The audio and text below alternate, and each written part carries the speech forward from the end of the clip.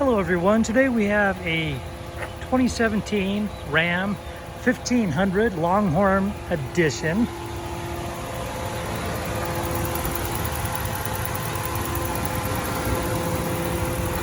That is running smooth, so I'm going to go ahead and take you for a tour.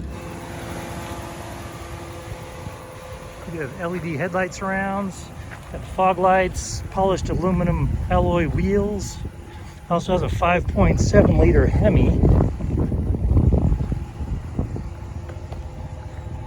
Tow package, Bedliner. Also has that power sliding back window. And it is a four-wheel drive.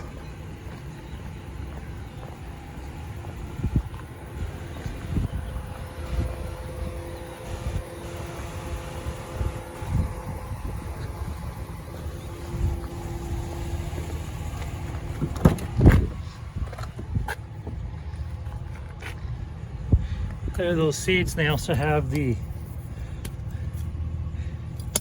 are magnet buckles, and they look like they're standard buckles, and it has the storage boxes in the bottom. Go ahead and give you a shot of that VIN right there. Have aluminum kick plates.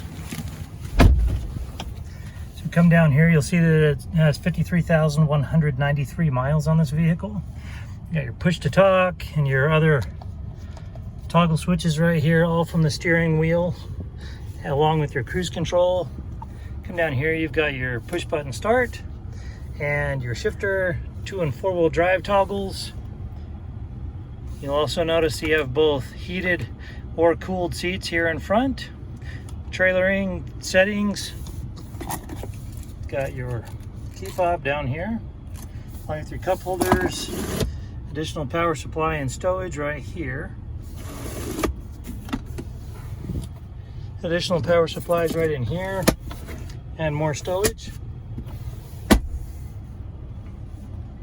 So come over here, you do have Bluetooth, so it's trying to connect, but you'll connect that to your phone. For radio, you do have AM, FM, Sirius XM, and Bluetooth. Then for your comfort controls, you can control those from up here with your heated steering wheel. There's your backup camera. As you can see, it's absolutely massive.